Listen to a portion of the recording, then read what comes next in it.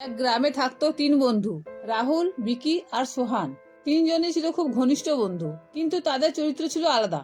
রাহুল ছিল খুব চতুর আর বুদ্ধিমান, ভিকি ছিল খুব সাহসী আর শক্তিশালী, আর সোহান ছিল শান্ত প্রকৃতির, ধৈর্যশীল এবং সব সময় যুক্তি দিয়ে ভাবতো। তাদের মধ্যে বেশ প্রায়ই তর্ক হতো, কে সব থেকে বেশি বুদ্ধিমান। একদিন তারা ঠিক করলো গ্রামের পাশে যে ঘন জঙ্গল সেখানে যাবে তারা, আর যার সবচেয়ে বেশি বুদ্ধি সে কঠিন পরিস্থিতিতে নিজেকে ভালোভাবে সামলাতে পারবে। তারা তিনজন জঙ্গলে ঢুকলো।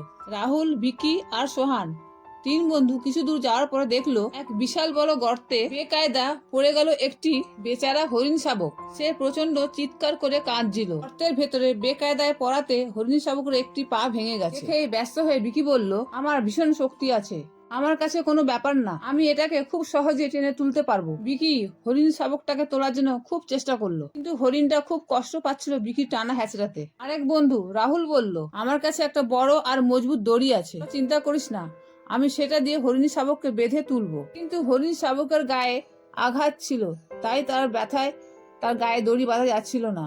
আঘাত পাওয়ায় ব্যথায় সে ছটপট করছিল। রাহুলের আইডিয়াটাও ফ্লপ হলো।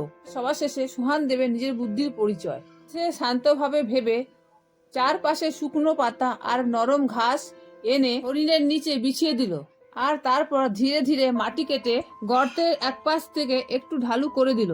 খুব সাবধানে হরিণটাকে সেই পথে বাইরে নিয়ে এলো। হরিণটাকে তুলে যখন বাইরে আনা হচ্ছিল, হরিণটা একটু ব্যথা পেয়েছিল, কিন্তু তেমন কষ্ট হয়নি তার। তিনজন বুঝলো শুধু শক্তি বা দ্রুত বুদ্ধি নয়, শান্ত মাথা ও সহানুভূতি থাকলেই তবে আসল বুদ্ধির পরিচয় পাওয়া যায়। গ্রামে ফিরে তারা এই গল্পটি সবাইকে বলল, আর তিনজনই মেনে নিল আসল বুদ্ধি হলো ধৈর্য, সহানুভূতি আর সময় মতো ঠিক সিদ্ধান্ত নেওয়ার ক্ষমতা। শুধু শক্তি বা চালাকি নয়, সত্যিকারের বুদ্ধি বোঝা যায় যখন কেউ সমস্যায় পড়ে আর তুমি সেটাকে মনের শান্তি আর সহানুভূতির সাথে সমাধান করতে পারো। নমস্কার বন্ধুরা, এই গল্পটি আপনাদের কেমন লেগেছে কমেন্টে অবশ্যই জানাবেন। ধন্যবাদ।